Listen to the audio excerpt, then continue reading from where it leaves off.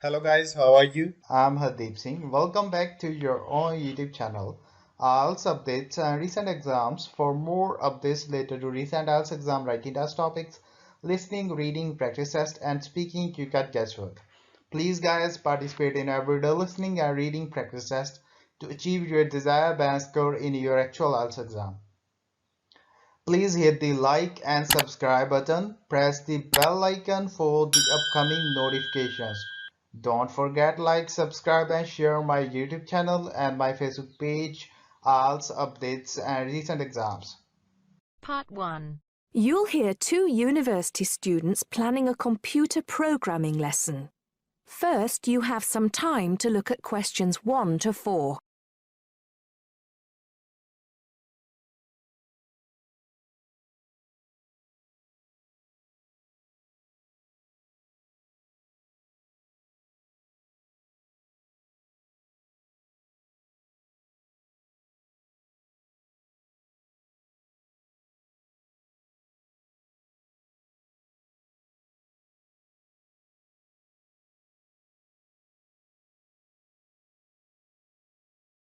Hi, Hardeep. Is now a good time for us to plan that computer programming lesson we've been assigned? Hey, Don. I was just thinking about that, actually. Yes, let's get it out of the way now, shall we? I've got the instructions here. So, it says, design a 45-minute lesson for a class of 16 teenagers where they learn how to write a simple computer program in BASIC. Now, I know, of course, that BASIC is the computer language people used to use back in the 1980s when they wrote programs on microcomputers, but I'm not sure I feel very comfortable teaching anyone about it. Well, I did a bit of research yesterday and found out quite a few things, so I think we'll be okay. Great. So, what do you have in mind? Well, I think we should presume that none of the kids will know anything about BASIC. So why don't we start with a short multiple-choice quiz? It could focus on things like what BASIC is, what the letters stand for, when people used it, things like that. That sounds good. I guess it shouldn't take long. Just the first 5 minutes of the lesson, something like that. I don't think we should make the students do it on their own, though. That'd make it too much like a test. Shall we let them do it in twos so they can discuss their choices? Yes, good idea. Then we'll go through the answers with them as a whole group. Good. What next? Well, I've had an idea for the program they could write. I'll tell you about that in a minute. I think the key thing is, though, that before they actually sit at their computers, and I think we should presume that they're doing this lesson in a computer room, they make a flow chart of what they want the program to do. That's usually the best way to start writing a program. This flow chart will show all the different stages of the computer program, right? Exactly. It's probably best if the teacher stands at the board and everyone works on that together. Yes, otherwise they'll all come up with different flow charts and it'll get confusing. Precisely. I imagine making the flow chart will take about 15 to 20 minutes. Then they use that to write their computer program. Well, actually, I think there's a stage before that. You see, the flow chart will be in English. They're going to need to be taught a few basic commands so they can write their computer program. Now I'm getting out of my depth. What kind of thing would that be?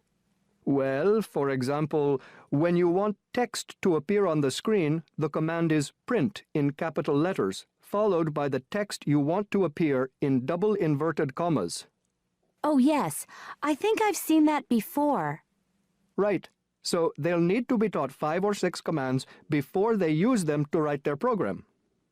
Okay, so how shall we do that? With the teacher talking to the whole class again? Well, we could, but it might be more fun to make it more like a competition, where there are a few teams competing against each other. Each team has maybe 4 or 5 people in it, and they have to do some kind of matching task. You know, they match the command print with to make text appear on the screen, something like that. That sounds good. Teenagers love competing with each other. Exactly. And then, for the final part of the lesson, they use their flowchart and the commands they've learned to produce the program. Let's presume, shall we, that there are 8 computers in the room, so that's 2 students for each computer. That sounds reasonable. So, tell me more about your idea for the computer program they're going to write. Before you hear the rest of the conversation, you have some time to look at questions 5 to 10.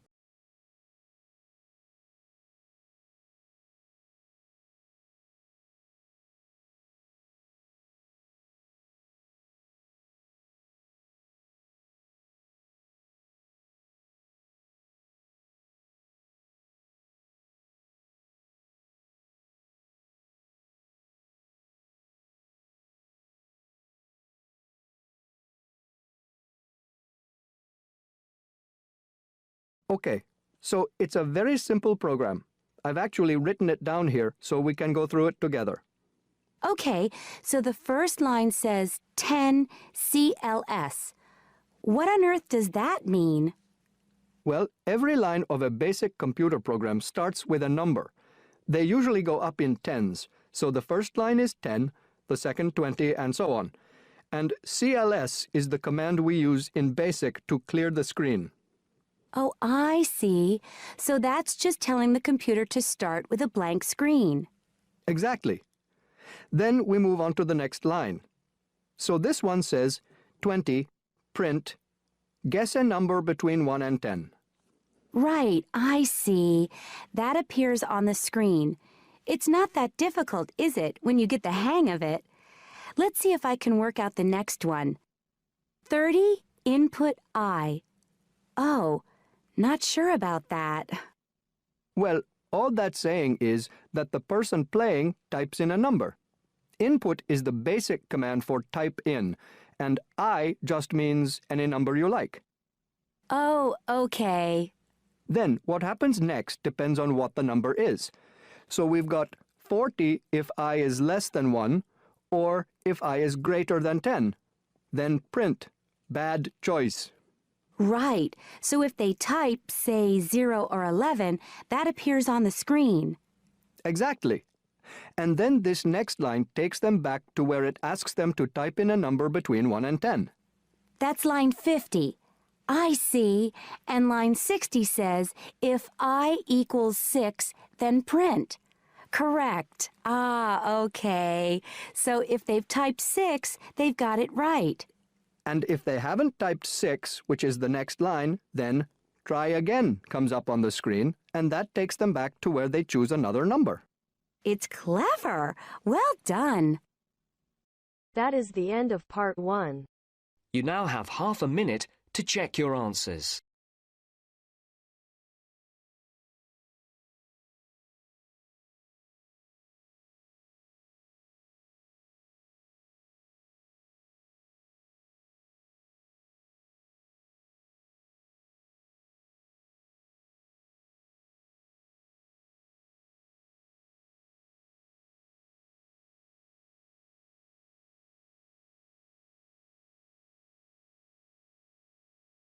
Now turns to part 2.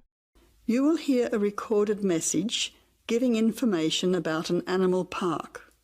First, you will have some time to look at questions 11 to 15.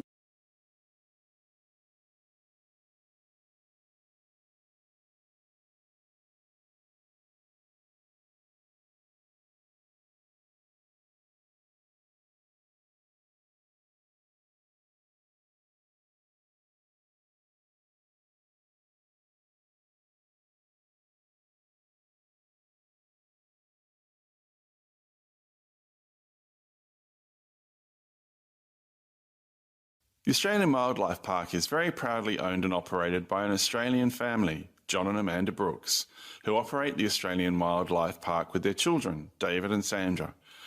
The family doesn't receive any government assistance. It's solely funded by tourists visiting the park. Thank you for your support and assistance.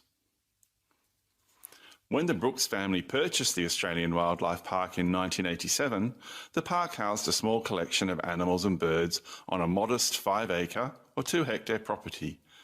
A few years later, the park doubled in size when the family purchased the adjoining property.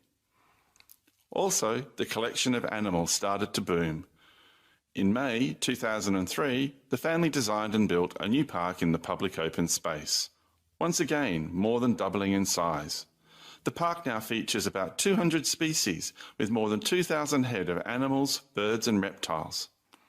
Regarding the entry fee, adults pay $23, children aged 3 to 14 pay $10, aged pensioners are $17, and students are $16.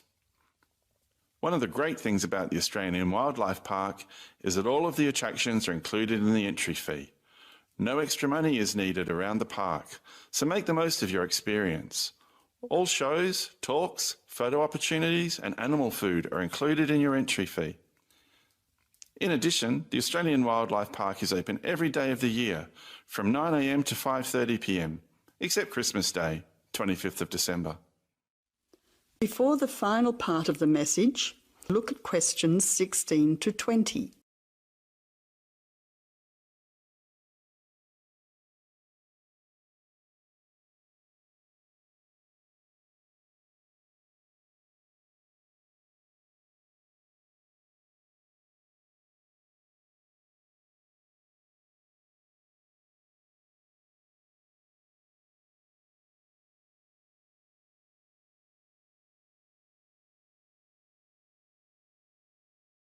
Several attractions are available to visitors to the Australian Wildlife Park.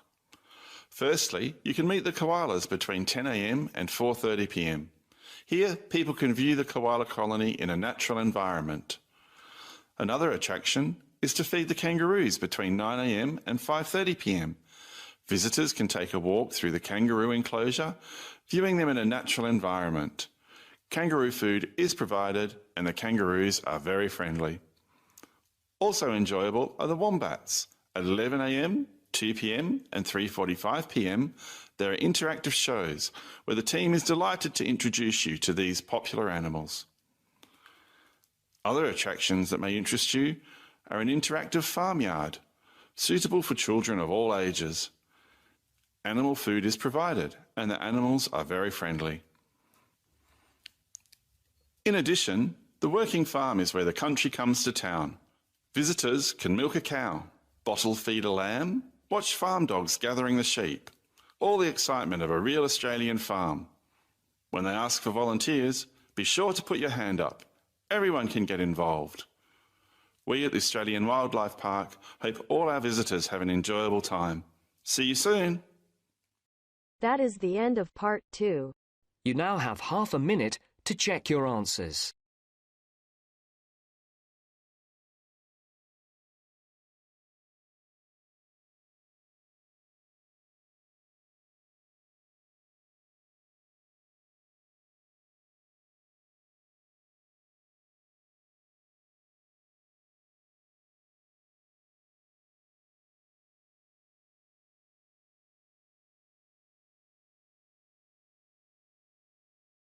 Now turns to part 3.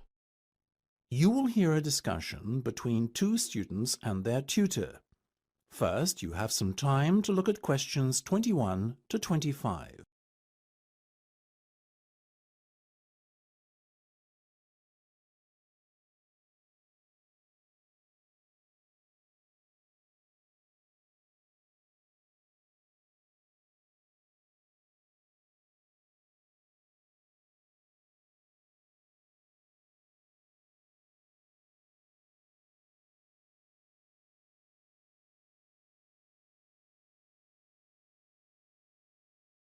Okay, guys, first off, well done. That was a very good presentation yesterday. Now I'm just going to ask you questions about it before I give you my feedback. That okay? Sure. Of course. Right. Well, in that case, tell me, Niall, why did you choose to talk about Rafael Nadal? To tell you the truth, I didn't. I think I'd better let Sheena handle this one. Sheena? Yes, it was my decision to pick Nadal. Now, that might be a strange choice for a presentation entitled Someone Who Inspired Me to Study Psychology, but... Yes, but I was going to say, it does seem rather an odd choice. Was it simply down to the fact that he's a sporting hero of yours and so a role model? You talk about him a lot, Sheena, so this much is clear. It's true. Nadal is someone I look up to, but my reasons for choosing him were totally professional. You see, I doubt perhaps in the history of tennis that there was ever a better match player than him, and that got me thinking, what is the secret to his success? How does he control his nerves so splendidly? The more we started to look into his background, the more I realised Sheena was right. Nadal was a perfect candidate for this study. He is, on so many levels, a very well-balanced character, and it was fascinating to gain an insight into the mind of this great champion over the last few weeks. I'll admit that I was at first somewhat unsure about whether or not I should back Sheena on this one, but it didn't take long for our research to put us at ease. So, while most of the students were researching Freud and other visionaries in the field of psychology and psychoanalysis, you were looking into a present-day sports star? Does that not strike you as a little odd? Of course, we knew it was a risk. After all, there was a danger that no one, least of all you, would take us seriously when we stood up on stage and started our presentation. That said, I think it is in the spirit of psychology to be inquisitive and adventurous and not just stick to the conventional. Otherwise, how would the field have come so far, as it has done already? Well, I must say, your risk certainly paid off. Yours was, without a shadow of a doubt, the most interesting and original presentation I saw. And judging by the reactions of the other students, I would have to say that everyone else was equally impressed. Thank you. I'm so glad you think so. Yes, but notwithstanding your excellent presentation content, we must remember that the marks for this project are awarded based on a number of criteria, and we'll examine those in a few minutes. But first, another question.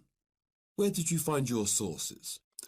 Well, and I don't quite know how we managed it, but we were able to secure a face-to-face interview with Nadal while he was over here for the Wimbledon Tennis Championship, so we weren't reliant on newspaper articles and interviews or any other forms of secondary sources.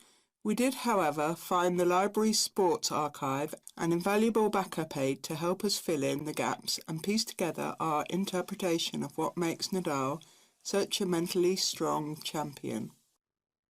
Before you hear the rest of the discussion, you have some time to look at questions 26 to 30.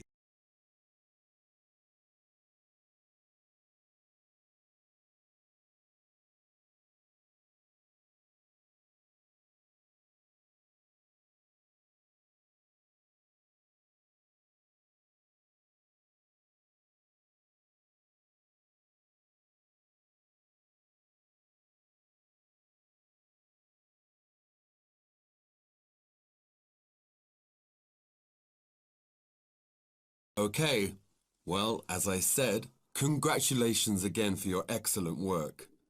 Now it's time for my feedback. The first area where marks were awarded is in your use of equipment. I felt that had you not been a little too reliant on the overhead projector, and had you, for example, used the interactive whiteboard and audio equipment a little more effectively, you would have received top marks in this section. As things stand, though, your use of equipment was still very satisfactory. It's just a shame as it was an opportunity missed to score full points. The next area I was asked to assess is content. As you might have guessed, I simply can't fault you on that. Highly original work, so well done. As for your timing, I felt that the two of you were a little too over-rehearsed, so the presentation felt, at times, a little robotic. That said, again, it was very satisfactory, and you would get full points for effort. Sadly, though, there is such a thing as trying too hard, and that cost you top marks here, I'm afraid. Oh, I see. Right. What was particularly impressive, though, was the thick handout you'd prepared for everyone. I took it home to read through it afterwards, and it was very well written. But not alone that, it also enhanced my experience of the presentation itself on the day.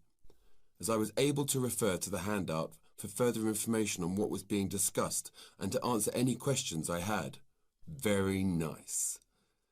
As for your level of interaction, well, you had so much that you were intent on packing into your 20-minute time slot that sadly you run out of time at the end, which left no room whatsoever for interaction and no one had the chance to ask you any questions. You've probably guessed, therefore, that you did worse than average in this department, and unfortunately, your score will have to reflect this. Oh my goodness, everything sounded so positive at the start.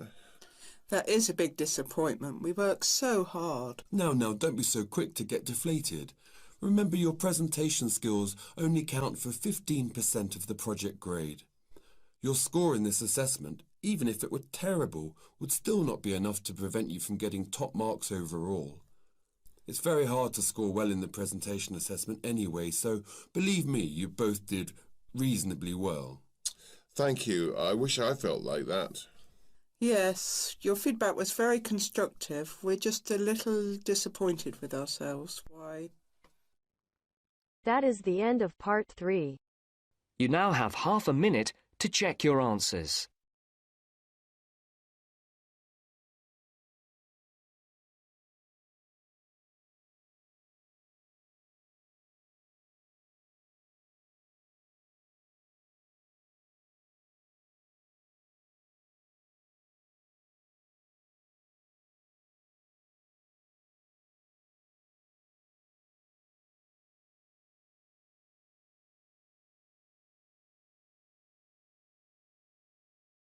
Now turns to part 4.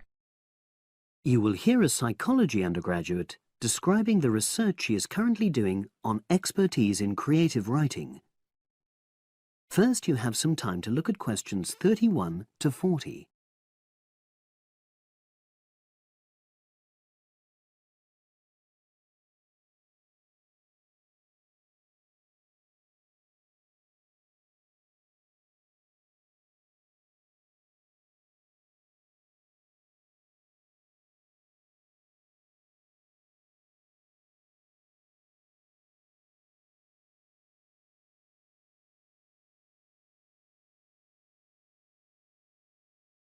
For my short presentation today, I'm going to summarise the work I've done so far on my research project to explore expertise in creative writing.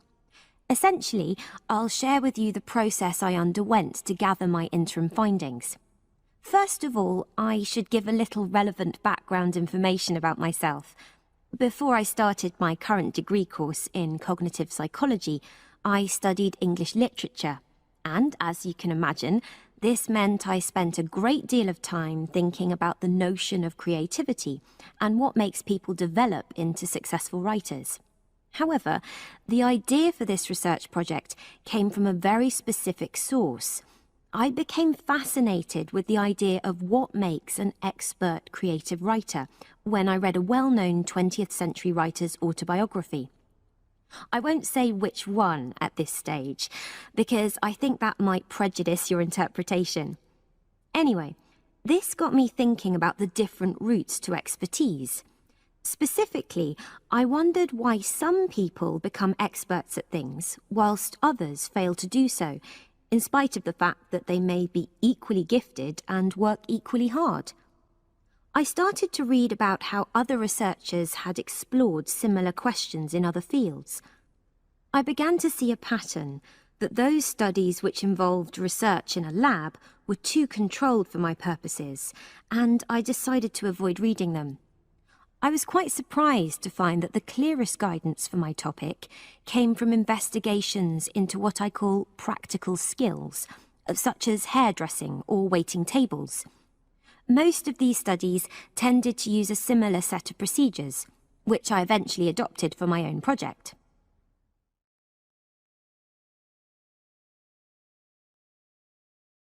I'll now explain what these procedures were. I decided to compare what inexperienced writers do with what experienced writers do.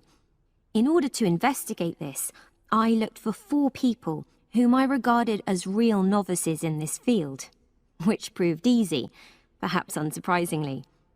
It proved much harder to locate people with suitably extensive experience who were willing to take part in my study. I asked the first 4 to do a set writing task and, as they wrote, to talk into a tape recorder, a technique known as think aloud. This was in order to get experimental data. Whilst they were doing this, a research assistant recorded them using video. I thought it might be helpful for me in my transcriptions later on. I then asked 4 experienced writers to do exactly the same task. After this, I made a comparison between the 2 sets of data, and this helped me to produce a framework for analysis. In particular, I identified 5 major stages which all creative writers seem to go through when generating this genre of text. I think it was fairly effective, but still needs some work, so I intend to tighten this up later for use with subsequent datasets. I then wanted to see whether experienced writers were actually producing the better pieces of writing. So I asked an editor, an expert in reviewing creative writing, to decide which were the best pieces of writing. This person put the 8 pieces of work in order of quality, in rank order, and using his evaluations, I was then able to work out which sequence of the 5 stages seemed to lead to the best quality writing. Now, my findings are by no means conclusive at this point. I still have a long way to go. But if any of you have any questions, I'd be happy to answer them and go. That is the end of part 4. You now have half a minute to check your answers. So guys, don't forget like, subscribe and share my YouTube channel and my Facebook page. IELTS updates and recent exams. For more updates related to recent IELTS exam writing as topics, listening, reading, practice test and speaking, you got guesswork. Please guys, participate in everyday new IELTS listening and reading practice tests to achieve your desired band score in your actual IELTS exam. For more IELTS material, visit my official website www.ieltsupdatesandrecentexams.com. The link is given below in the description. If you need PDF files of latest IELTS material, then please join my Telegram channel. So guys, please write your score below the comment section. Again, thanks for listening. God bless you all guys. Stay tuned, stay safe.